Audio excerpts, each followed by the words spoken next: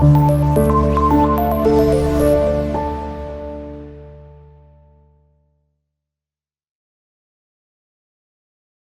morning friends, I am Ashis Agarwal from Team NGOenabler, and today we are diving into a crucial topic for many charitable organizations: microfinance activity, charitable or not.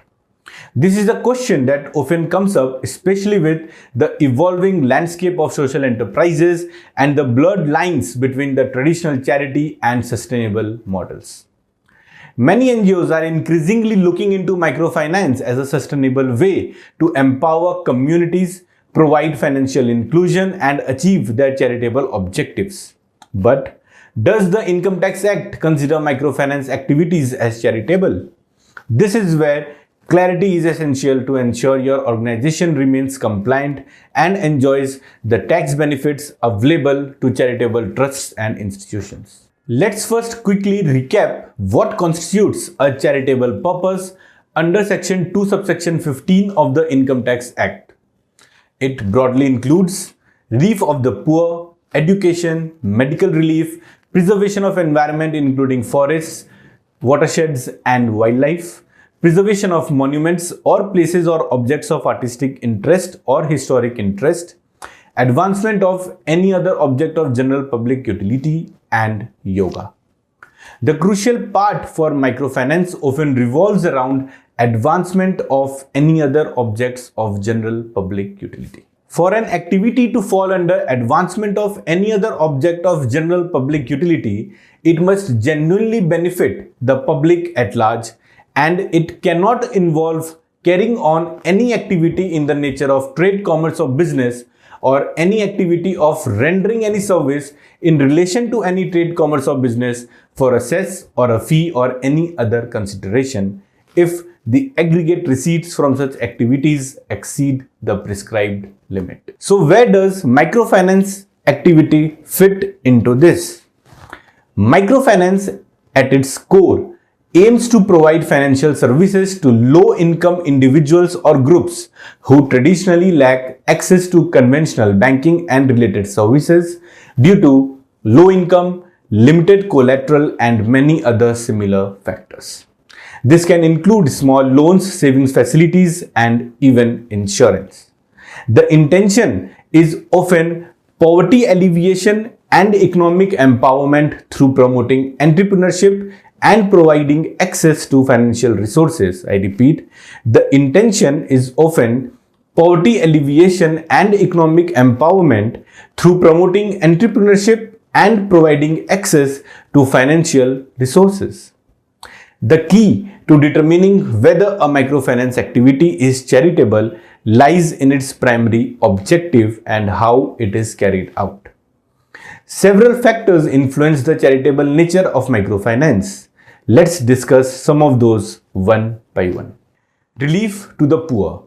Microfinance institutions are often seen as providing relief to the poor individuals by offering access to credit and other financial services they might not otherwise receive. Reasonable interest rates.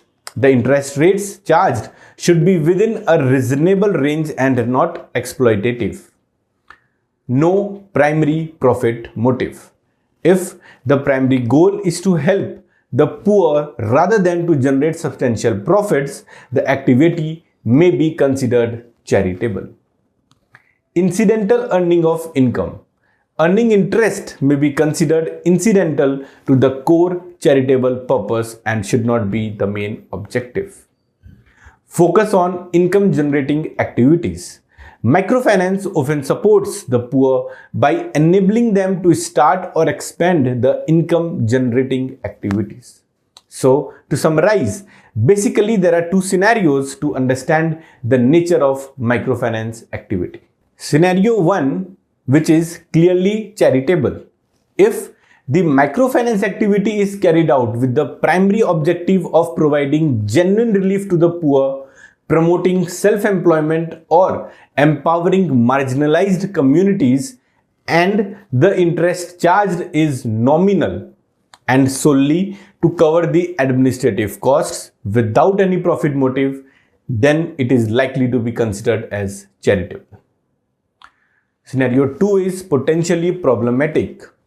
However, if the microfinance activity starts operating like a commercial lending institution, charging high interest rates and aiming for profit maximization, then it moves away from the charitable purpose.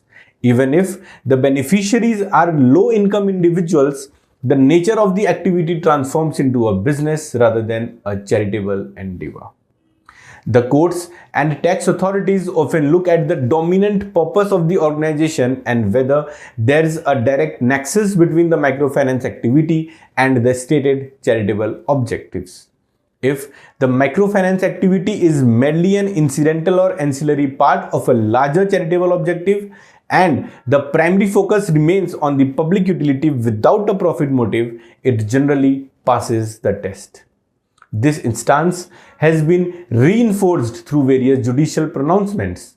Several lower court decisions and legal interpretations suggest that microfinance can be considered as a charitable activity when it's intended for the relief of poverty and provides assistance at reasonable interest rates.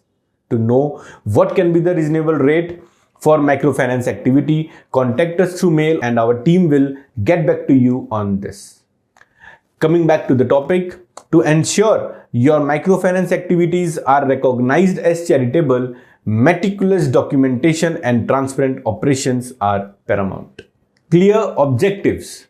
Ensure your trust deed or memorandum clearly states the charitable purpose of your microfinance activities, linking them directly to poverty alleviation, economic empowerment, or other recognized charitable objects.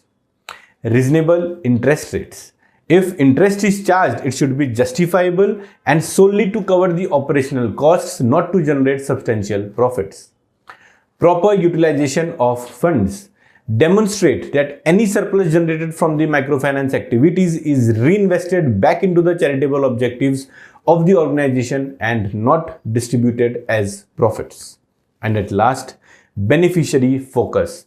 Maintain records proving that the beneficiaries are indeed low-income or marginalized individuals who genuinely need financial inclusion services. So I hope this detailed discussion has brought some clarity regarding the microfinance activities in the context of charitable organization.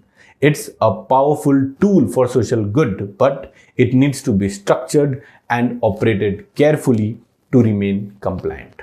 For more such updates and in-depth analysis, keep tuned to our channel. Don't forget to subscribe it and put your notifications on. For any clarification, feel free to reach us through email or comment below. You can also follow us on Facebook, Twitter, Instagram, and LinkedIn. Thank you.